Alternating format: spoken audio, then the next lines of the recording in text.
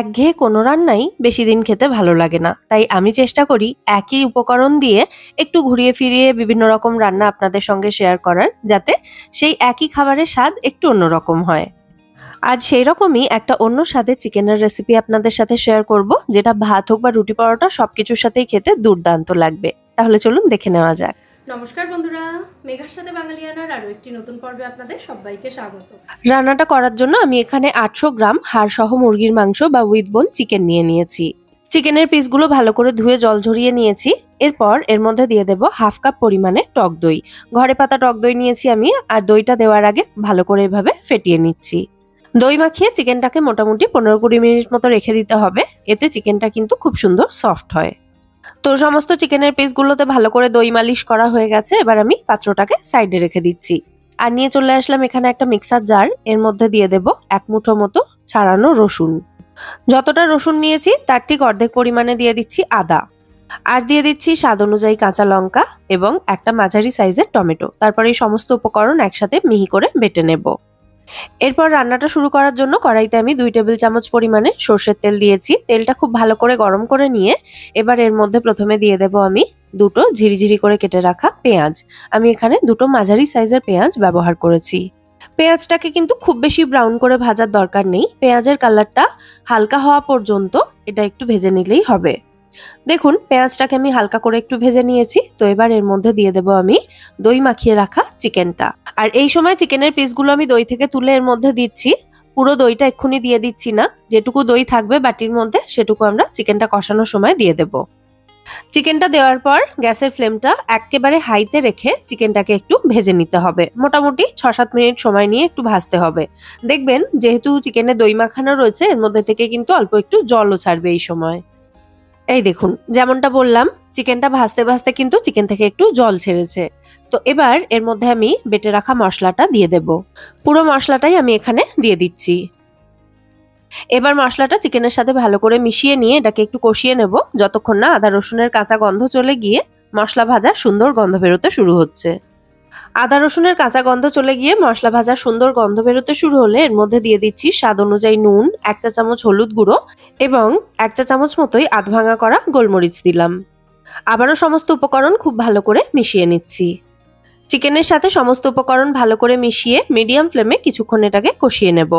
তো এদিকে চিকেনটা কষানো হতে থাক, আর ততক্ষণে আমি পাশের বার্নারে চিকেন পাটিয়ালার জন্য একটা স্পেশাল ভাজা মশলা তৈরি করে নেব। মশলাটা বানানোর জন্য আমি এখানে নিয়েছি 1 চা চামচ সাদা তিল, 1 টেবিল চামচ মতো নিয়েছি এখানে গোটা ধনে, 8টা গোটা কাজু বাদাম নিয়েছি, কাশ্মীরি লঙ্কা নিয়েছি এখানে 2টো শুকনো লঙ্কা, 1 চা চামচের একটু কম পরিমাণে গোটা মৌরি নিয়েছি, 3টে ছোট দারচিনির টুকরো নিয়েছি, আর নিয়েছি 2টো ছোট এলাচ এবং একটা বড় এলাচ। এই সমস্ত গোটা মশলাগুলোকে আমাদের একটু শুকনো কড়াইতে ভেজে নিতে হবে, মানে ড্রাই রোস্ট করে নিতে হবে। আর মশলাগুলো ভাজার সময় এর মধ্যে দিয়ে দিতে হবে হাফ টিস্পুন মতো নুন। গোটা মশলাগুলো ড্রাই রোস্ট করার সময় নুনটা যদি দেওয়া হয় তাহলে হিটটা চারিদিকে সমস্ত মশলার মধ্যে ভালোভাবে পৌঁছবে, তাতে সমস্ত মশলা একই রকম ভাবে মানে সমানভাবে ভাজা হবে। কাশ্মীরি শুকনো লঙ্কাগুলো আমি হাত দিয়ে এভাবে ভেঙে ভেঙে দিলাম। আপনাদের কাছে যদি কাশ্মীরি শুকনো লঙ্কা বাড়িতে না থাকে আপনারা কিন্তু এখানে কাশ্মীরি লঙ্কা গুঁড়ো ব্যবহার করতে পারেন। আর মশলাগুলো একটু ভাজা ভাজা হয়ে যাওয়ার পর এর মধ্যে দিয়েছি আমি 1 টেবিল চামচ পরিমাণে কাসুরি মেথি। বাকি মশলাগুলো 2 থেকে 2.5 মিনিট মতো ভেজে নেওয়ার পরই কিন্তু কাসুরি মেথিটা দিতে হবে। আর কাসুরি মেথি দেওয়ার পর জাস্ট 10 থেকে 15 সেকেন্ড মতো নাড়াচাড়া করে তারপর এগুলোকে নামিয়ে নেব।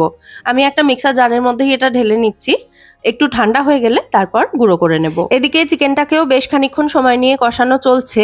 তো এবার এর মধ্যে মানে কষাতে কষাতেই এর মধ্যে ম্যারিনেশনে যে এক্সট্রা দইটা ছিল বাটির মধ্যে সেই দইটা দিয়ে দিলাম। দিয়ে আবারও ভালো করে মিশিয়ে নিচ্ছি। চিকেনটা আমাদের মোটামুটি 10 থেকে 15 মিনিট সময় নিয়ে কষাতে হবে। দইটা দিয়ে ভালো করে মিশিয়ে নেওয়ার পর কড়াইটাকে ঢাকা দিয়ে এটাকে লো টু মিডিয়াম ফ্লেমে রেখে কষিয়ে নিতে হবে। দই দেওয়ার পর আবারও কিন্তু চিকেন থেকে খানিকটা জল ছেড়েছে, দেখতেই পাচ্ছেন। তো আবারও এটাকে আমি ভালো করে নাড়াচাড়া করে দিচ্ছি। তো এবার আমি এর মধ্যে দিয়ে দেব চিকেন পাটিয়ালার স্পেশাল ভাজা মশলাটা। সবকিছু পরিমাণ মতোই নিয়েছিলাম, তাই সমস্ত মশলাটাই এর মধ্যে দিয়ে দিলাম আমি। তো আবারও সমস্ত উপকরণ খুব ভালো করে চিকেনের সাথে মিশিয়ে দিচ্ছি। এরপর মিডিয়াম ফ্লেমে রেখে ঢাকা দিয়ে চিকেনটাকে আরও মিনিট 5 কষিয়ে নিতে হবে। 5 মিনিট কষানোর পর কড়াইয়ের ঢাকনাটা খুলে নিয়ে চিকেনটাকে আবারও ভালো করে নাড়াচাড়া করে দেব। এর মধ্যে যেহেতু ওই মশলাটার মধ্যে যেহেতু কাজু বাদাম রয়েছে, তাই মশলাটা কিন্তু এই সময় কড়াইতে একটু লেগে যাওয়ার চান্স থাকে, তাই 2-1 মিনিট পর পরই নাড়াচাড়া করে দেওয়াটা কিন্তু মাস্ট। তো এবার চিকেনটা যে পাত্রে আমি ম্যারিনেট করে রেখেছিলাম সেই পাত্রটা ধুয়ে সামান্য একটু জল দিয়েছি। অল্প একটু জল দিয়ে কষালে মশলাটা একদম শুকিয়ে যাবে না এবং মশলাটা চিকেনের সাথে ভালো করে কষিয়ে নেওয়া যাবে। এই পাটিয়ালা চিকেন আমি রুটির সাথে সার্ভ করার জন্য বানিয়েছিলাম, তাই গ্রেভি একদমই মাখা মাখা রেখেছিলাম। তবে আপনারা যদি ভাতের সাথে সার্ভ করার জন্য বানান তাহলে অবশ্যই আর একটু বেশি জল অ্যাড করতে পারেন। তো এটা ঢাকা দিয়ে আরো কিছুক্ষণ রান্না হতে দেব। ততক্ষণ আবার পাশের বার্নারে চলে গেলাম। কড়াই গরম করে এর মধ্যে সামান্য একটু তেল অ্যাড করেছি। এই তেলের মধ্যে বড় টুকরো করে কেটে রাখা পেঁয়াজ এবং ক্যাপসিকাম দিয়ে এগুলোকে হালকা করে ফ্রাই করে আমি ওই পাটিয়ালা চিকেনে অ্যাড করব। পেঁয়াজ এবং ক্যাপসিকামটাকে খুব বেশি হলে 40 থেকে 45 সেকেন্ডের জন্য হাই ফ্লেমে আমি ফ্রাই করে এর মধ্যে দিয়ে দিয়েছি। আবারও সমস্ত উপকরণ খুব ভালো করে নাড়াচাড়া করে মিশিয়ে দিচ্ছি। দেখুন কি সুন্দর দেখতে হয়ে গেছে অলরেডি চিকেনের এই প্রিপারেশনটা। তো পেঁয়াজ ক্যাপসিকামটা দেওয়ার পর আর জাস্ট মিনিট 2-3 রান্না করবো এটাকে। তো আমি কড়াইটা ঢাকা দিয়ে দিয়েছিলাম। আর দেখুন এই হলো আমাদের চিকেন পাটিয়ালার ফাইনাল লুক। কি দুর্দান্ত দেখতে হয়েছে! যেমন দেখতে হয়েছে তার থেকে অনেক গুণে বেশি ভালো এটা খেতে হয়। যাই হোক, ফাইনালি ওপর থেকে একটু ধনেপাতা কুচি ছড়িয়ে ভালো করে মিশিয়ে নিয়ে আমি এটা নামিয়ে নেব। ধনেপাতা কুচিটা কিন্তু এই রান্নায় গেম চেঞ্জারের কাজ করবে। অবশ্যই দেওয়ার চেষ্টা করবেন। ধনেপাতা কুচিটা দেওয়া হলে দারুণ একটা ফ্লেভার অ্যাড হবে।